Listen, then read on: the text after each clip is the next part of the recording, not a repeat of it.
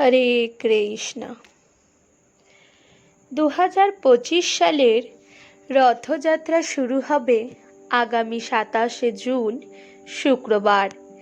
এটি আষাঢ় মাসের শুক্লপক্ষের দ্বিতীয়া তিথিতে অনুষ্ঠিত হবে।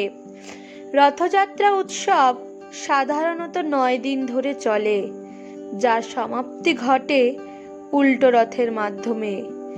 এই বছর উল্টো রথযাত্রা অনুষ্ঠিত হবে 5ই জুলাই। এবার আমরা রথযাত্রা সম্পর্কীয় কিছু তথ্য আলোচনা করব। রথযাত্রা, যা রথ উৎসব নামেও পরিচিত, প্রতি বছর জুন অথবা জুলাই মাসে অনুষ্ঠিত হয়। এই উৎসব বিশ্বব্যাপী প্রশংসিত হওয়ায় বিদেশিদেরও আকর্ষণ করে। মূলত রথযাত্রা উৎসব সমতা এবং একীকরণকে নির্দেশ করে।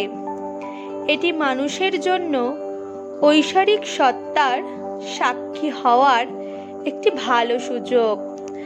উৎসবের দিনে 3 দেবতার পূজা করা হয়। তাদের মধ্যে রয়েছে ভগবান জগন্নাথের জ্যেষ্ঠ ভ্রাতা ভগবান বলরাম, ভগবান জগন্নাথের এবং ভগবান বলরামের বোন সুভদ্রা এবং ভগবান জগন্নাথ। পুরী শহরের রাস্তায় দেবতাদের নিয়ে যাওয়া হবে, যাতে সবাই আশীর্বাদ পেতে পারে। প্রতিটি দেবতার একটি করে রথ থাকে। ভগবানের রথে 18টি চাকা থাকে, বলরামের রথে 16টি চাকা থাকলেও সুভদ্রার রথে 14টি চাকা থাকে। ভগবান জগন্নাথ মন্দিরকে দেশের সবচেয়ে পবিত্র মন্দির বলেও মনে করা হয়। এবার আলোচনা করব মানুষ কেন রথযাত্রা উদযাপন করে। ওড়িশার একটি প্রধান শহর পুরীতে রথযাত্রার আয়োজন করা হয়। ভক্তরা বিশ্বাস করেন যে ভগবান কৃষ্ণ বা ভগবান জগন্নাথ তার জন্মস্থান মথুরা ভ্রমণ করতে চান। প্রতি বছর তার ইচ্ছা পূরণের জন্য তারা এই উৎসবের আয়োজন করেন। ভক্তরা আরও বিশ্বাস করেন যে এই উৎসবে নিষ্ঠার সাথে অংশগ্রহণ করলে তারা জন্ম মৃত্যুর বন্ধন থেকে মুক্তি পান। মুসলমানরা এই উৎসব উদযাপন করেন। এবার জানব রথযাত্রা উৎসব কিভাবে পালিত হয়।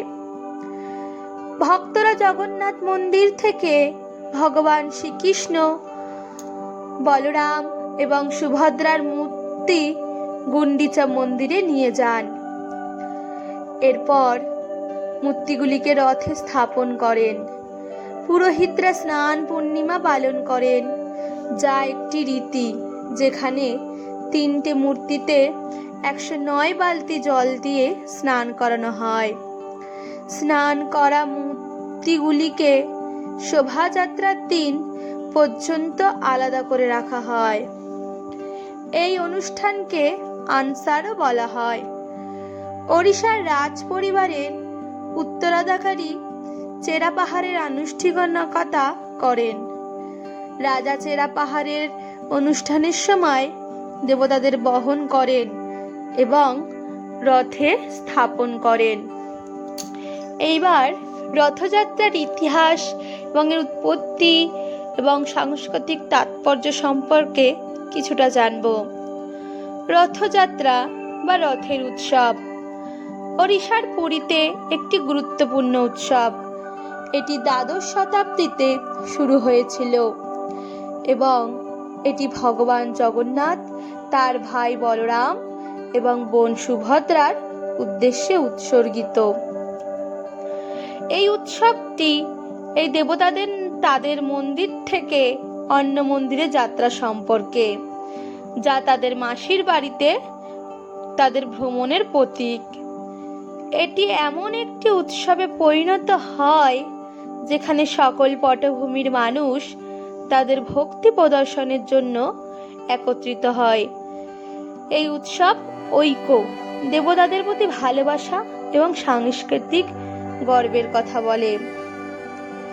এবার জানব রথযাত্রায় ভগবান জগন্নাথের ভূমিকা কি।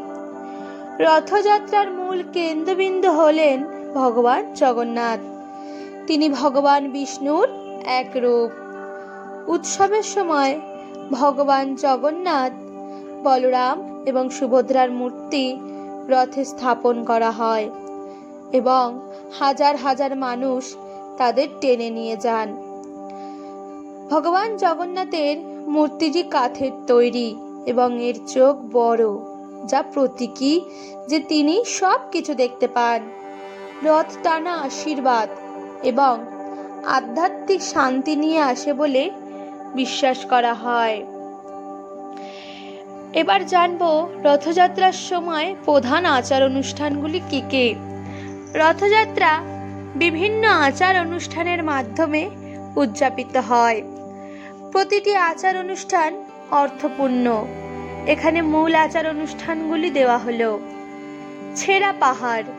এই সময় পুরীর রাজা অথবা তার প্রতিনিধি সোনার ঝাড়ু দিয়ে রথের সামনের মাটি ঝাড়ু দেন।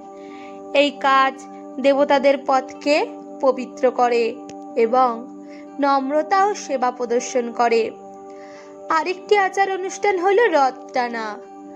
হাজার হাজার মানুষ রথ টানেন, প্রার্থনা ও গান করেন।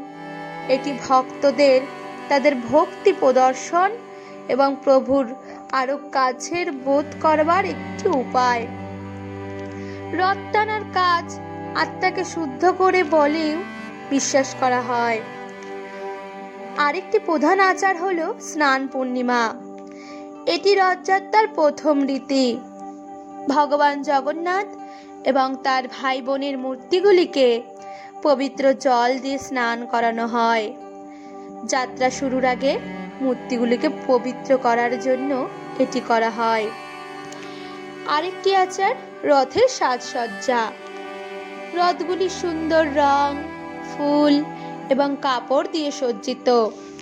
প্রতিটি রথ তার বহনকারী দেবতার প্রতিনিধিত্ব করে এবং যতটা সম্ভব জমকালো দেখানো হয়।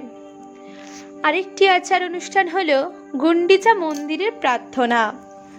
রথগুলি গুন্ডিচা মন্দিরে পৌঁছানোর পর দেবতাদের উদ্দেশ্যে প্রার্থনা এবং আচার অনুষ্ঠান করা।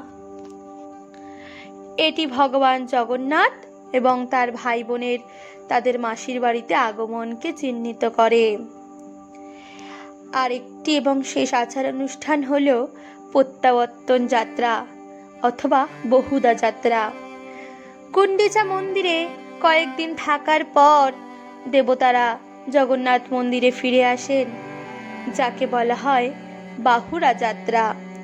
এটি যাত্রার সমাপ্তি চিহ্নিত করে এবং দেবতাদের তাদের দর্শনের পরে বাড়ি ফিরে আসার প্রতীক।